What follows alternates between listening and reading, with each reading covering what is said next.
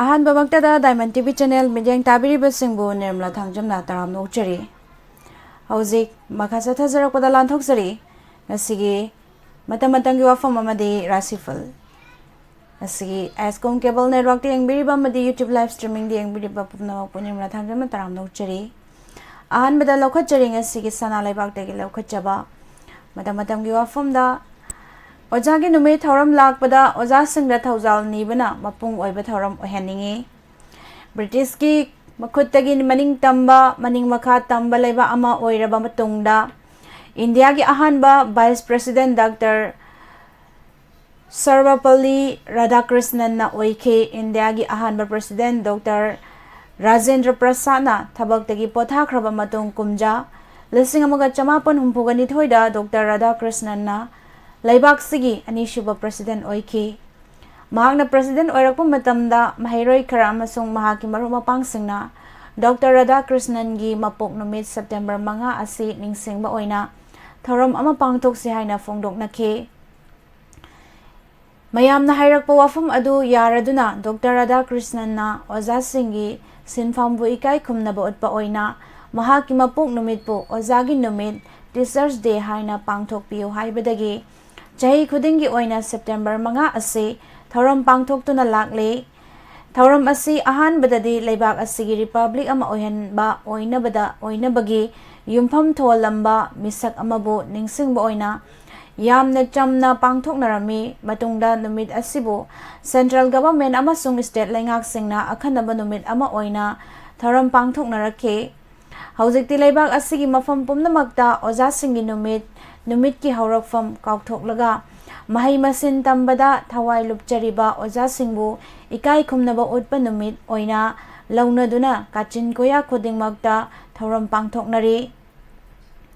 masisu thoina akaiba budi oide oja haibasi khunai amagi maikai taknanaba lairibani engineering singna anauba lambi thong semnabagi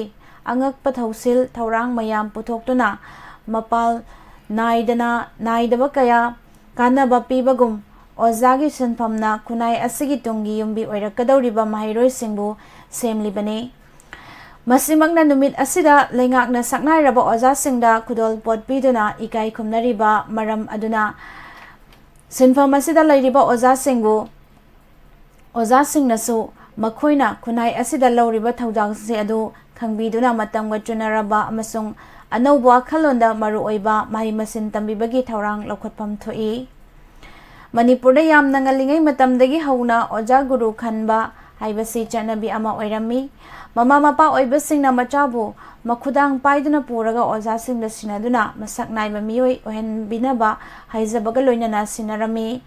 mahai tamba loiraba tungda mahairoi adubu amuk hana oja aduna mama mapa oibasingda sinarami Matamdudadi ozagi sinpam asi miyoiba khunaina khwaidagi ikai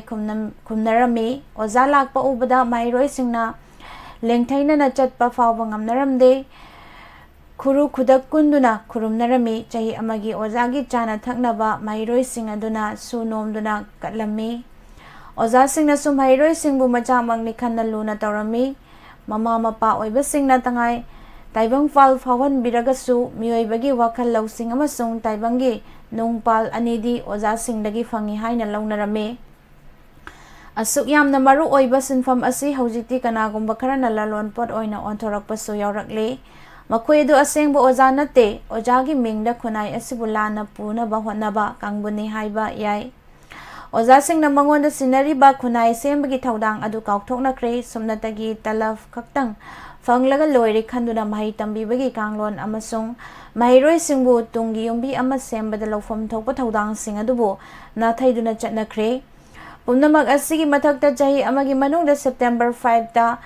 pangthoknariba oja singi numit haiba thauram asi aranba wahan thokpiduna kodol fort phangnanaba honabada ikai iki wang malanakre masidagi hendolaktuna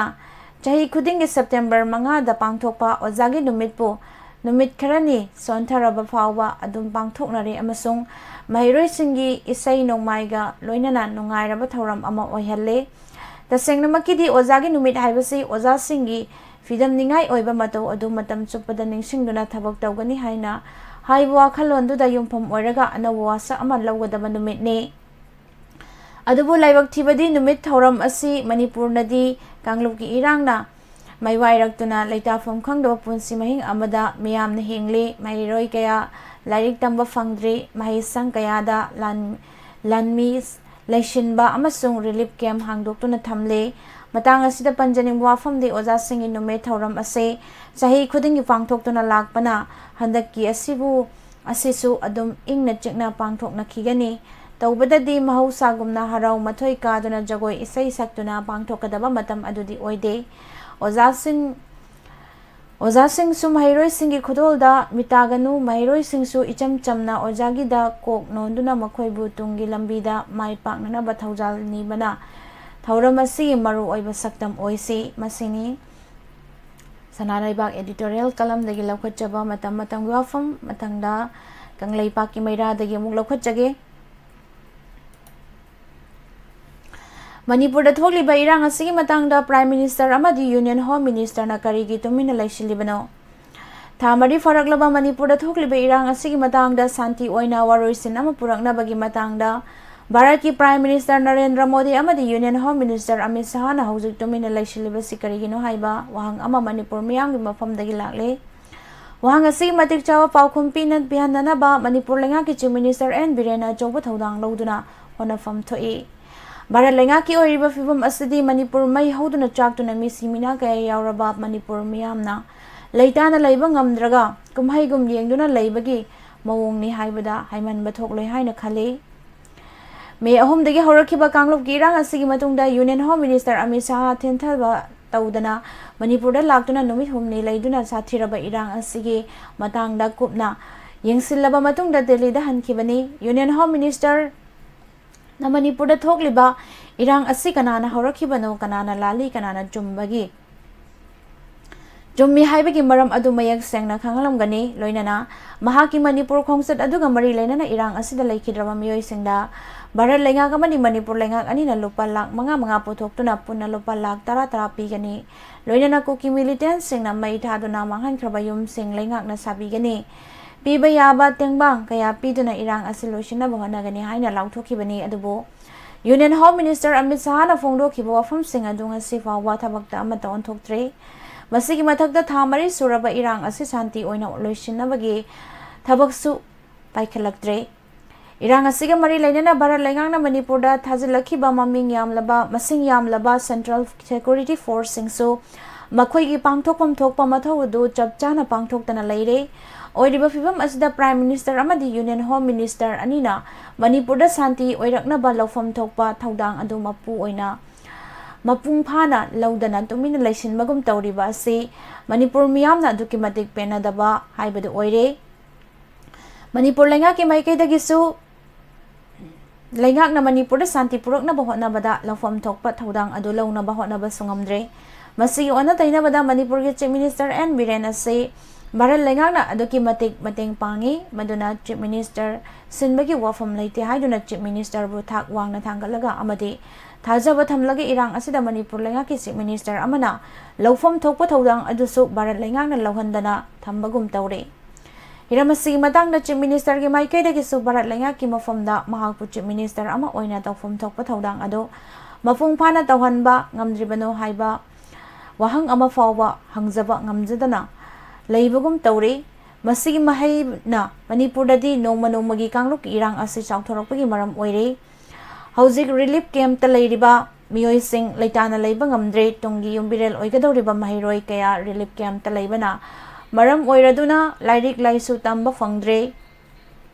ꯀꯝꯄ꯭ꯌꯨꯇꯔꯒꯤ ꯌꯨꯒ ꯑꯁꯤꯗ relief ꯀꯦꯝꯞꯇ ꯂꯩꯔꯤꯕ ꯃꯍꯩꯔꯣꯏꯁꯤꯡ ꯑꯁꯤ ꯂꯥꯏꯔꯤꯛ ꯂꯥꯏꯁꯨ ꯇꯝꯕꯗ ꯃꯈꯣꯏꯅ ꯄꯥꯝꯂꯤꯕ ꯍꯤꯔꯝꯁꯤꯡ ꯑꯗꯨ ꯃꯄꯨꯡ ꯐꯥꯅ ꯐꯪꯕ ꯉꯝꯗ꯭ꯔꯦ꯫ ꯔꯤꯂꯤꯞ ꯀꯦꯝꯞꯇ ꯂꯩꯕ ꯑꯉꯥꯡ ꯃꯍꯩꯔꯣꯏ ꯀꯌꯥꯗꯤ ꯋꯥꯈꯜꯒꯤ ꯂꯥꯏꯅꯥ ꯅꯥꯕ ꯀꯌꯥ ꯌꯥꯎꯔꯦ ꯍꯥꯏꯅ ꯂꯩꯉꯥꯛꯀꯤ ꯃꯔꯤ ꯂꯩꯅꯕ ꯁꯣꯁꯤꯌꯦꯜ ꯋꯦꯜꯐꯤꯌꯔ ꯗꯤꯄꯥꯔꯠꯃꯦꯟꯠꯀꯤ ꯃꯥꯏꯀꯩꯗꯒꯤ ꯐꯣꯡꯗꯣꯛꯄ ꯐꯥꯎꯕ ꯂꯩꯈ꯭ꯔꯦ꯫ ꯃꯗꯨꯅ ꯃꯅꯤꯄꯨꯔ ꯃꯤꯌꯥꯝꯅ ꯑꯋꯥꯕ ꯇꯥꯗꯨꯅ ꯂꯩꯔꯤꯕ ꯑꯁꯤ ꯑꯊꯨꯕ ꯃꯇꯝꯗ ꯀꯣꯛꯍꯟꯅꯅꯕ ꯚꯥꯔꯠ ꯂꯩꯉꯥꯛ ꯑꯃꯁꯨꯡ ꯃꯅꯤꯄꯨꯔ ꯂꯩꯉꯥꯛ ꯑꯅꯤꯅ ꯂꯧꯐꯝ ꯊꯣꯛꯄ ꯊꯧꯗꯥꯡ ꯑꯗꯨ ꯂꯧꯐꯝ ꯊꯣꯛꯏ꯫ ꯃꯗꯨ ꯅꯠꯇꯅ ꯃꯁꯤꯗꯒꯤ ꯊꯩꯗꯣꯛꯇꯨꯅ ꯆꯠꯅꯕ ꯍꯣꯠꯅꯕꯒꯨꯝ ꯇꯧꯔꯤꯕ ꯑꯁꯤꯅꯗꯤ ꯏꯔꯥꯡ ꯑꯁꯤ ꯅꯣꯡꯃ ꯅꯣꯡꯃꯒꯤ ꯁꯥꯊꯤꯕ ꯑꯣꯏꯔꯛꯅꯕꯒꯤ ꯃꯔꯝ ꯑꯣꯏꯒꯅꯤ ꯍꯥꯏꯗꯨꯅꯁꯨ ꯚꯥꯔꯠ ꯂꯩꯉꯥꯛ ꯑꯃꯁꯨꯡ ꯃꯅꯤꯄꯨꯔ ꯂꯩꯉꯥꯛ ꯑꯅꯤꯅ ꯈꯪꯐꯝ ꯊꯣꯛꯏ꯫ aduna irang asi kanana horakhibano haibadugui maramda Bharat Laingakna ngasi fawba mapung phana thijin homjindana utna waina khumduna thamnaba hotnabagum tawbagi mawong asidi yamna lali irang asigi hawrokfam thidoktuna aranba community adugi mathakta ainggi oiba thabak laukhatuna Bharat ki apunba saktam thugaina hotnabagi laukhatfam thokpa thaba adu chapchana laukhatfam thoi masini kanglaipa ki mairadagi laukhatchaba matam-matamgi Wapham maka tarakpada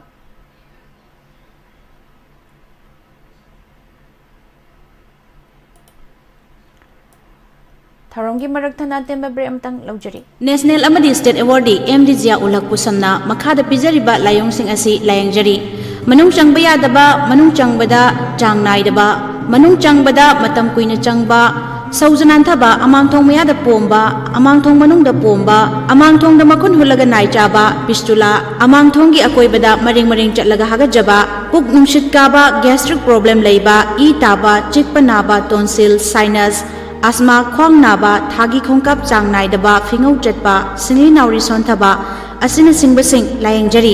layangjari ba mafam singdi Kekru Bila North AOC opposite Kekru Part Imphal ayuki pung 10 dagina nungthilgi pung 5 fawba mayang Imphal Kochak Bazar da ayuki pung 6 dagi ayuki pung 8 fawba Yaripok Bamo Laikai Kabarstan Road Thangja numit amasung yumjakaisa khudingi ayuki pung 10 dagi nungthilgi pung 3 fawba Jumi Colony Old Bazar near Muslim Masjid Sisipur akupa marol gi damak contact tawbiu MD Zia Ulak Pusham 8414825323 amutang hanna 8414825323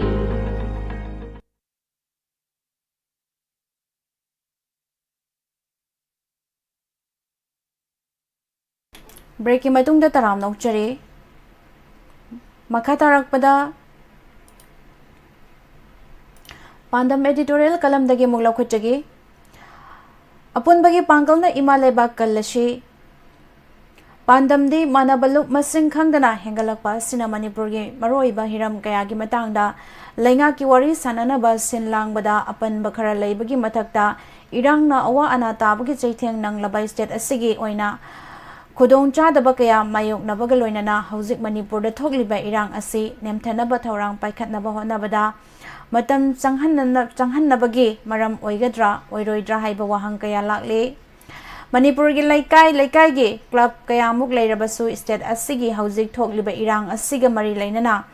thabak thauram sing pangthokpada punna amata oina khongjang jangsinbada kaiba leitrabasu tongan na changsilabadi pandam phangbada thengthawnabagi achauba maram ama kaya lakpa yabana maram oiraga apunbagi oina luk masing yamhandana machang oiba hiram sing adu khananabagi damak state asida changum saubum masing nongmagi hengalakliba asibu amata oina khongjang jangsinaba lamdam asigi naharol kaya mungna apunba mifam phamlaga matam tharaga Manipurgi CSO punsinaba lauthorakliba asibu state asigi CSO singi luchingba singna yamna lumna lauraga makhoina thariba matam asi fawbagi manungda punsillaga amata oina pandam phangnaba honabagi matam thengmallabane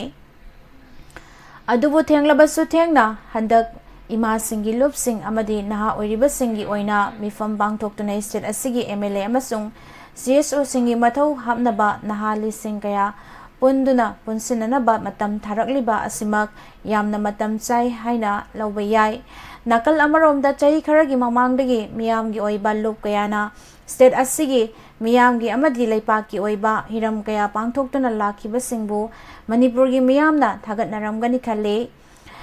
ngasi mai state asigi awang bathaki mai fawba tamnaraba matai mayek asina ngasigi oiriba fivam asi oinaba honabada chahi matam kayamuk changna apun balup ama semlaga lengakta changsin khiba khongjang adu kumja lising ani ga sumna ahumgi August thada lol mayek pu chawkhatnaba honaba lamdam asigi lup kunthra gi mathakta pullaga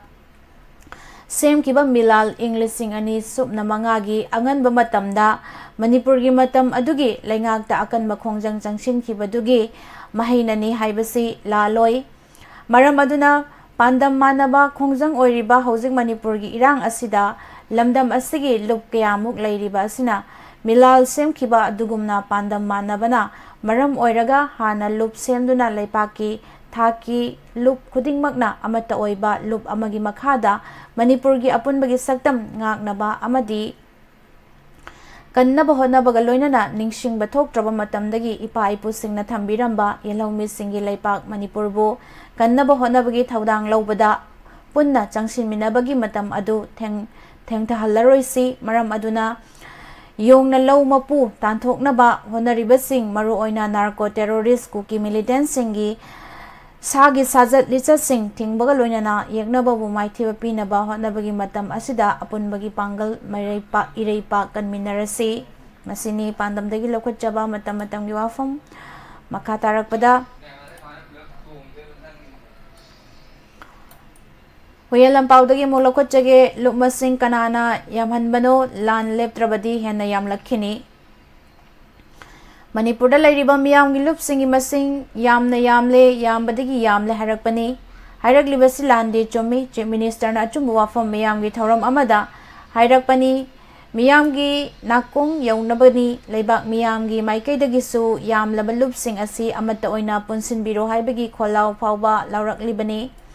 ꯑꯗꯨꯕꯨ chief minister ꯃꯛꯅ ꯋꯥꯐꯝ ꯑꯁꯤ ꯍꯥꯏꯔꯛꯄꯗ ꯄꯛꯆꯔꯤꯕ꯭ꯔꯥ ꯍꯥꯏꯕꯅꯤ ꯃꯔꯝꯗꯤ ꯋꯥꯐꯝ ꯑꯁꯤ ꯍꯥꯏꯕꯒꯤ ꯃꯍꯨꯠꯇ ꯀꯔꯤꯗꯒꯤ ꯌꯥꯝꯂꯛꯂꯤꯕꯅꯣ ꯌꯥꯝꯂꯛꯂꯤꯕꯁꯤꯡ ꯑꯁꯤꯒꯤ ꯑꯅꯤꯡꯕ ꯑꯄꯥꯝꯕꯅ ꯀꯔꯤꯅꯣ ꯀꯔꯝꯕ ꯊꯕꯛ ꯄꯥꯏꯈꯠꯂꯒ ꯑꯃꯁꯨꯡ ꯄꯥꯡꯊꯣꯛꯂꯒ ꯌꯥꯝꯂꯛꯂꯣꯏꯗꯒꯦ ꯍꯥꯏꯕꯔꯣꯝꯗ ꯈꯨꯠ ꯊꯥꯕ ꯆꯨꯝꯒꯅꯤ ꯇꯁꯦꯡꯅꯃꯛ ꯃꯦ 3, 2018 ꯗꯒꯤ ꯀꯨꯀꯤꯖꯣ ꯐꯨꯔꯨꯞꯅ ꯀꯣꯟꯁꯤꯟꯕ ꯆꯤꯡꯒꯤ ꯑꯄꯤꯛꯄ ꯀꯥꯡꯂꯨꯞꯁꯤꯡꯅ ꯃꯅꯤꯄꯨꯔꯗꯒꯤ ꯃꯈꯣꯏꯒꯤ ꯇꯣꯉꯥꯟꯕ ꯂꯩꯉꯥꯛ ꯑꯃꯒꯤ ꯗꯤꯃꯥꯟ ꯇꯧꯔꯛꯄꯗ ꯃꯁꯤꯕꯨ ꯐꯪꯅꯅꯕꯒꯤꯗꯃꯛ ꯃꯤꯇꯩꯗ ꯑꯣꯟꯁꯤꯟꯗꯨꯅ ꯇꯝꯊꯤꯔꯕ ꯃꯤꯍꯥꯠ ꯃꯤꯄꯨꯟꯅ ꯄꯤꯛ ꯊꯟꯕ ꯂꯥꯟ ꯆꯠꯊꯔꯛꯄꯅꯤ ꯂꯥꯟ ꯑꯁꯤ ꯊꯣꯔꯛꯇ꯭ꯔꯤꯉꯩ ꯃꯃꯥꯡꯗꯁꯨ ꯃꯅꯤꯄꯨꯔꯒꯤ ꯂꯨꯞ ꯃꯁꯤꯡ ꯌꯥꯝꯅ ꯂꯩꯈꯤ ꯑꯗꯨꯕꯨ ꯂꯥꯟ ꯑꯁꯤ ꯂꯦꯞꯇꯅ ꯃꯇꯝ ꯁꯥꯡꯅ ꯆꯠꯊꯔꯛꯄꯗꯒꯤꯗꯤ ꯑꯅꯧꯕ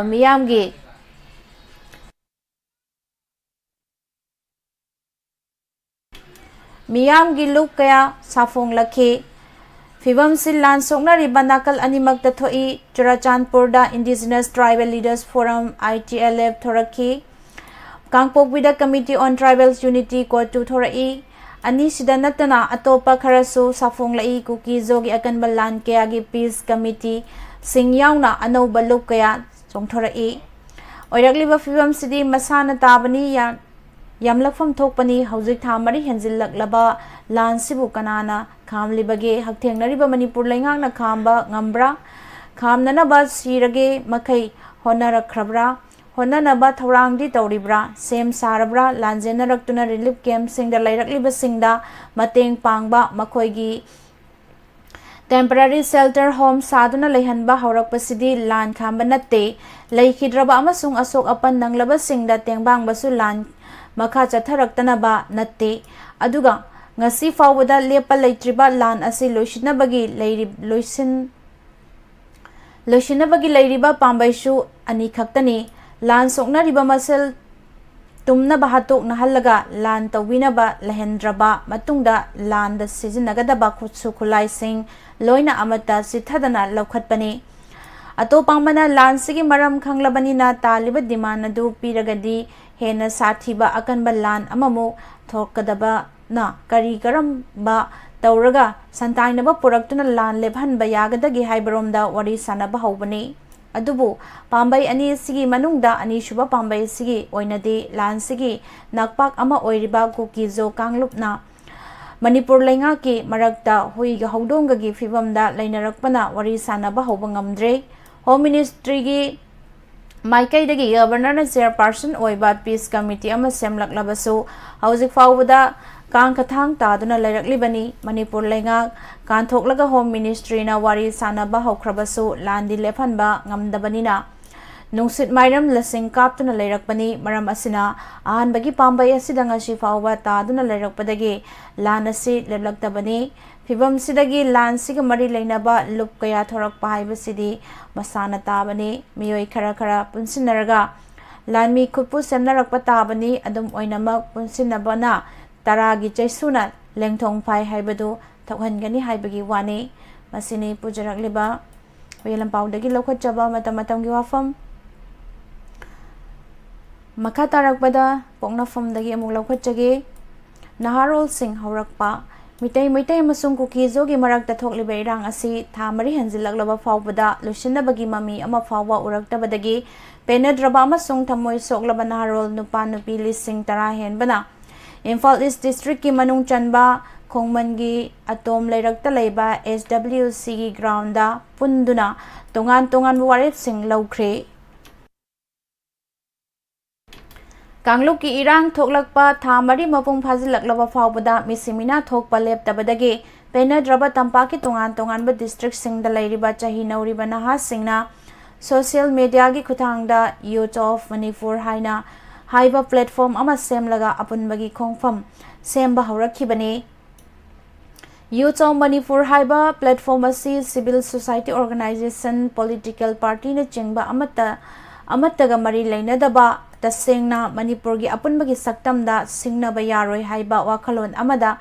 masa-masagi thamoidagi thorakpa wakhalon gi loinana punsilakpa naha singgita oiba platform amane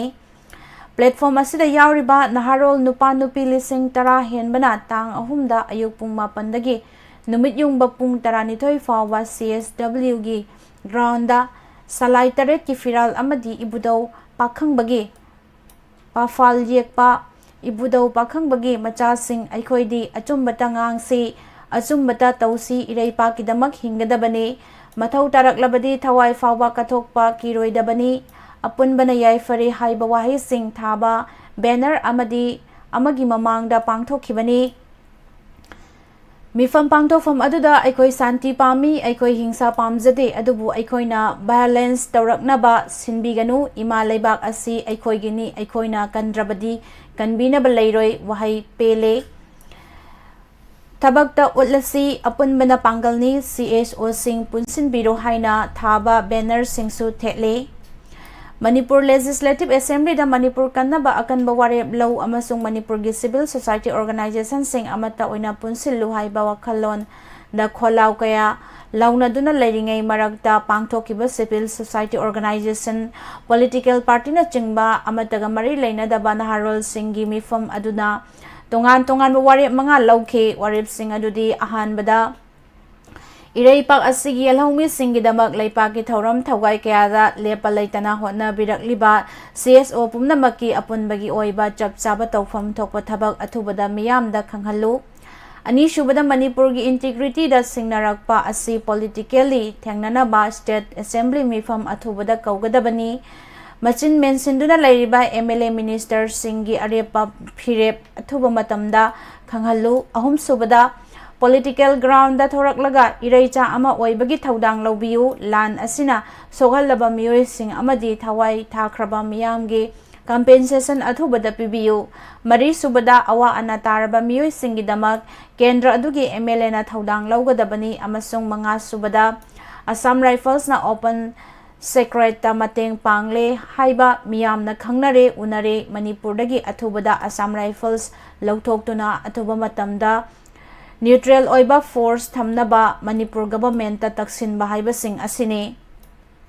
Panbaya badi Manipur Legislative Assembly da Manipur kannaba akanba warep law amasung Manipur gi CSO civil society organization sing amata oina punsilu haina taksinduna thawai Mirel Women Wing na sidri pawba jara henbagi khongjang changsilakpa September 3 da numit tarukni mapung phakhrabani Haujik thokliba kangluk ki irang asi haukiba me ahungi nungthilda Churachandpur district ki Churachandpur town area Tengnopal district ki More area amasung Kangpokpi district ki Modbung area na chingbadage haurakibani mitai na ST scheduled tribe demand tawbugi mayoktani haiduna me ahumda chatkiba tribal solidarity march rally da Churachandpur town area More area Modbung area na chingbada ko kijogi miyam na atamna na mitai gi mathakta landarakpadagi ngasigi kangluk ki irang asi tholakibani Tribal Solidarity March Rally adu asum all tribal student unions Manipur na sinduna chingi district singda chatkibani High Court of Manipur na Manipur government ta mitai bu ST list ta chalhanabagi matangda Manipur government ki maikaidagi thadana Leiriba recommendation adu thakinaba directive Pikraba matungda pangthokhiba Tribal Solidarity March Rally adu atay mafamsingda haibadi atay district singda santi oina pangthokrabasu Churachandpur town area, More area, Modbung area na chingbadadi hingsa thaudok thokhibani hanadagi dingthina sem saduna leiraklaba manba mawongda mafamsing aduda leiriba mitei gi mathakta atamnana hingsa gi thawong sing chathakhibani mitei gi mathakta hingsa gi thawong sing chatharakpadagi thorakhiba kanglokki irang asi center nasu aduga state government nasu hojik fawba loishinba ngamdana leiri Matam sang na loishin bang amdana leirakpadagi haujik ti Naharol Singh su hauраktuna kholaw sing lawba haurakle Naharol Singh haurakliba asi tarai na lawba chomloi masini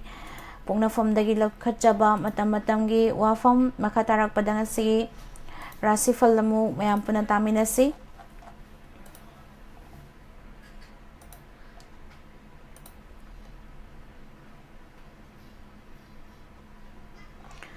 Ahanbada Mes Rasi Nungtil Pung Mari Fawa Afaba Thabak Pangba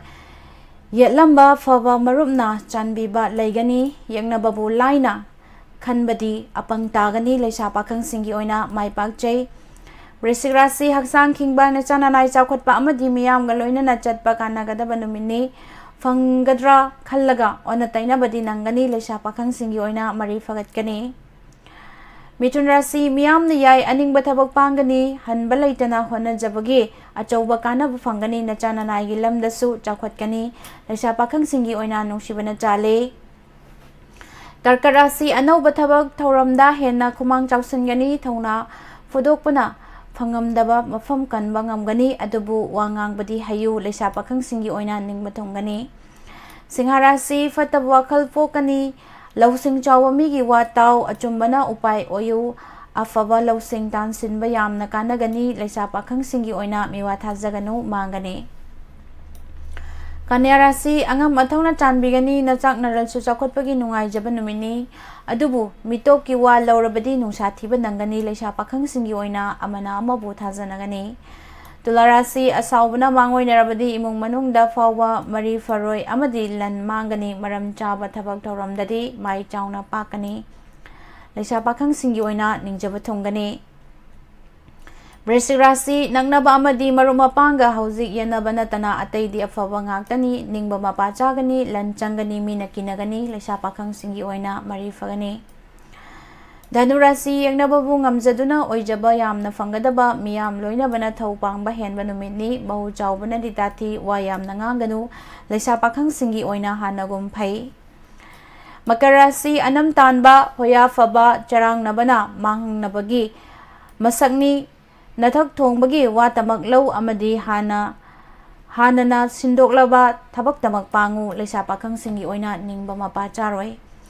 Kombarasi ningba thongbangasi sulaigani fare khanba thabak tudi mi ngaidana pangbi yargani phingba amadi wayam ngangbadi ikai nungsiyanagani laisa pakhang singi oina laibok fagani aroibada minarasi hoya favana naral mangjagani yenabana kainagani haksang nungaiba landabana lan fangba ngangba sakpa pakjagani leigani laisa pakhang singi oina thagatpigani masini ngasi pujaragliba Matam gi Wapham amadi rasifal ngasi YouTube live streaming da laibiriba amadi Ascom cable network da Diamond TV channel yangbiriba pumnamakpu Nirmala Thangjamna khurumjari